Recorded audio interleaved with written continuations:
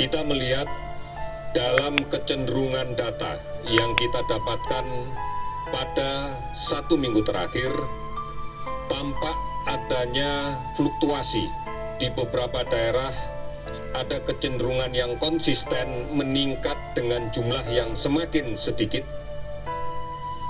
Namun di beberapa daerah ada juga yang tidak konsisten. Beberapa hari kita melihat penambahan jumlah kasus tidak banyak, tetapi di beberapa hari terakhir terjadi penambahan yang cukup signifikan. Di beberapa daerah juga masih belum terbentuk pola grafik yang konsisten, yang susah untuk kita tebak dari hari ke harinya. Oleh karena itu, saudara-saudara sekalian, ini adalah sebagai gambaran yang bisa kita maknai bahwa proses penularan di luar, di tengah-tengah masyarakat masih saja terus terjadi. Seperti yang telah kami sampaikan beberapa waktu yang lalu, bahwa COVID-19 ini adalah penyakit menular yang sudah dinyatakan sebagai suatu pandemi. Artinya dalam waktu singkat telah menyebar ke banyak negara. Pada awalnya kita bisa menggambarkan sebaran-sebaran klasiknya yang dibawa oleh orang yang dalam keadaan sakit, oleh orang-orang yang kemudian bergejala dengan suhu di atas 38 derajat Celcius, dengan orang yang disertai batuk, dengan orang yang disertai sesak. Namun dalam perkembangannya, gambaran ini sudah tidak lagi menjadi ciri khas dari orang yang membawa atau di dalam tubuhnya terinfeksi virus COVID-19. Kita banyak menemukan orang yang di dalam tubuhnya ada virus COVID-19 yang ditandai dengan pemeriksaan PCR positif dengan gejala yang sangat ringan, tidak panas, tidak batuk, sehingga memberikan gambaran seperti orang tidak sakit. Inilah yang kemudian kita sebut sebagai orang tanpa gangguan, tanpa gejala. Manakala orang ini kemudian berada di tengah-tengah masyarakat, kemudian tidak menggunakan masker, melakukan kontak dekat dengan kelompok-kelompok lain yang rentan, maka inilah yang kemudian menimbulkan penularan. Dan inilah yang kemudian bisa kita gambarkan dari hari ke hari, kita dapatkan lagi kasus positif yang baru. Oleh karena itu, konsisten pemerintah sejak dari awal untuk memutuskan rantai penularan ini, maka yang pertama, kita harus melindungi diri masing-masing dengan cara menggunakan masker, dengan cara mencuci tangan dengan menggunakan sabun di air yang mengalir, dengan cara membatasi untuk keluar rumah, menghindari kerumunan. Ini adalah upaya-upaya perlindungan diri. Mengapa ini menjadi penting? Karena kita tidak pernah tahu sebenarnya di luar siapa yang menjadi OTG, siapa di luar yang membawa virus dan tidak menunjukkan gejala apapun. Oleh karena itu, upaya inilah yang menjadi bahasa universal yang digunakan di seluruh dunia, yaitu jaga jarak fisik pada saat kita berkomunikasi dengan orang lain, atau sering disebutkan sebagai physical distancing. Kemudian yang kedua, gunakan masker manakala kita berada di luar rumah, manakala kita bertemu dengan banyak orang. Cuci tangan secara rutin dengan menggunakan sabun dan air yang mengalir sebelum kita menyentuh hidung, mulut, atau mata. Karena cara-cara inilah yang secara bermakna akan memutuskan rantai penularan.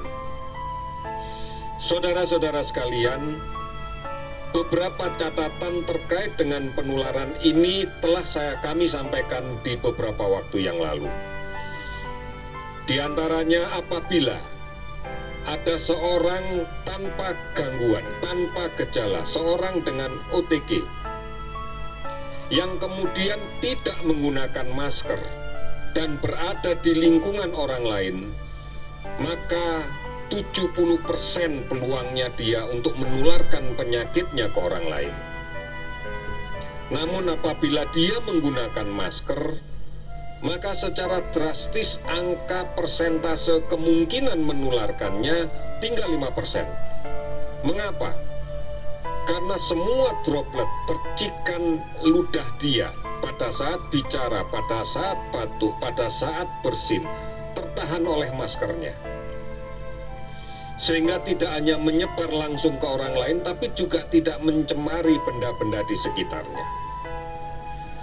Dan apabila semua menggunakan masker, baik yang sakit maupun yang sehat, maka angka penularan itu bisa drastis turun sampai dengan 1%.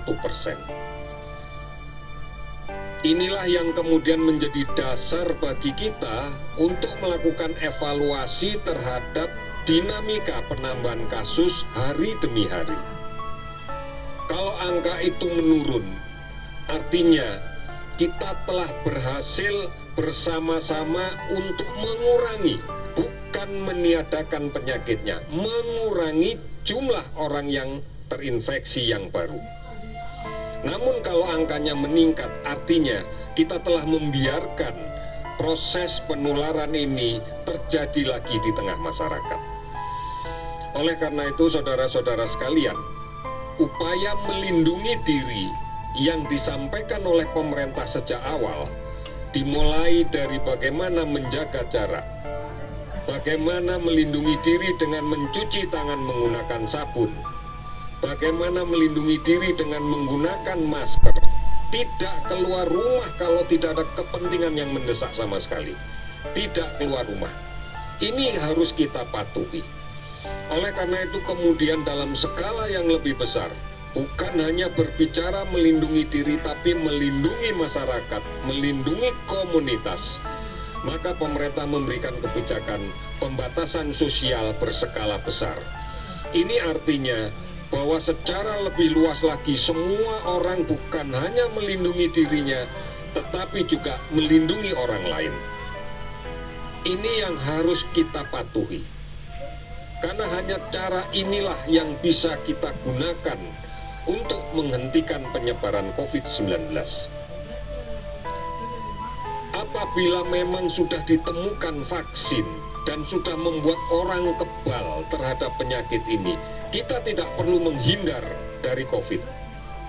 Karena kita sudah mendapatkan vaksin dan kebal. Namun kenyataannya sampai saat ini belum ada vaksin. Sehingga belum ada orang yang kemudian bisa mendapatkan kekebalan terhadap penyakit ini. Oleh karena itu cara satu-satunya adalah mari kita hindari. Mari bersama-sama melindungi diri sebagai basis kekuatan untuk memutus rantai ini.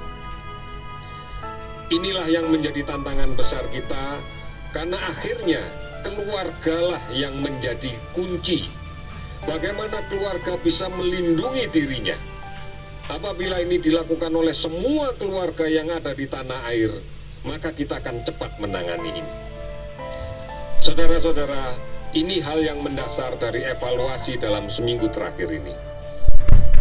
Oleh karena itu, akan kami laporkan bagaimana kinerja kita pada hari ini.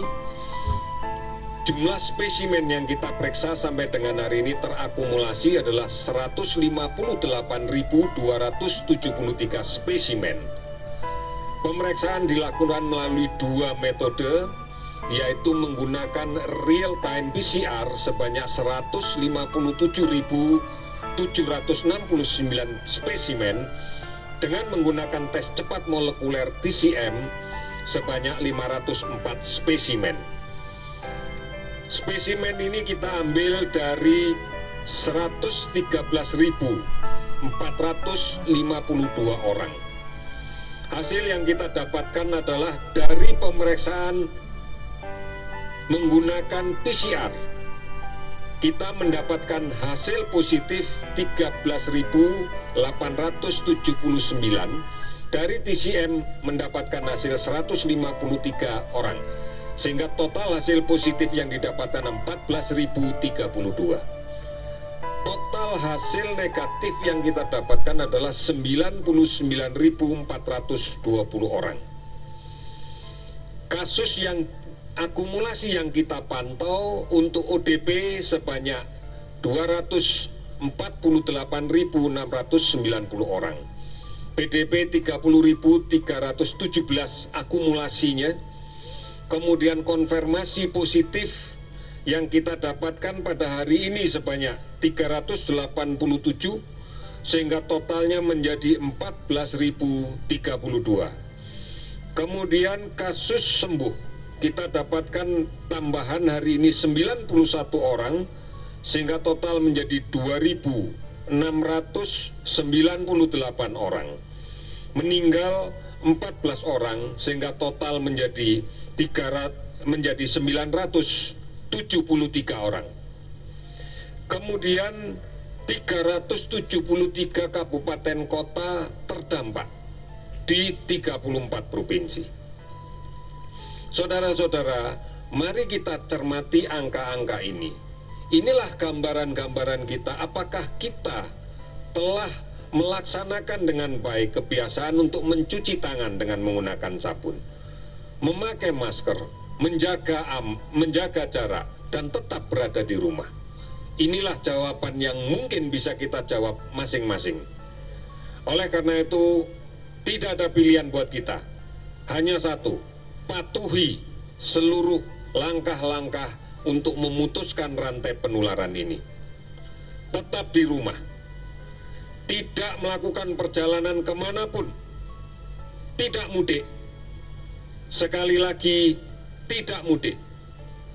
Kita tidak akan bisa memberikan jaminan bahwa di sepanjang perjalanan kita tidak akan tertular dengan kasus ini. Mari bersama-sama untuk tidak mengambil resiko. Permasalahan ini adalah permasalahan bersama. Karena satu orang saja sakit dan berada di tengah-tengah masyarakat, maka dia akan menjadi sumber penularan bagi masyarakat yang lain. Oleh karena itu, tenggang rasa kita penting, saling mengikatkan mutlak, gotong royong jangan pernah diberhentikan. Saudara-saudara sekalian, ini permasalahan kita. Ini hanya kita yang bisa menyelesaikan.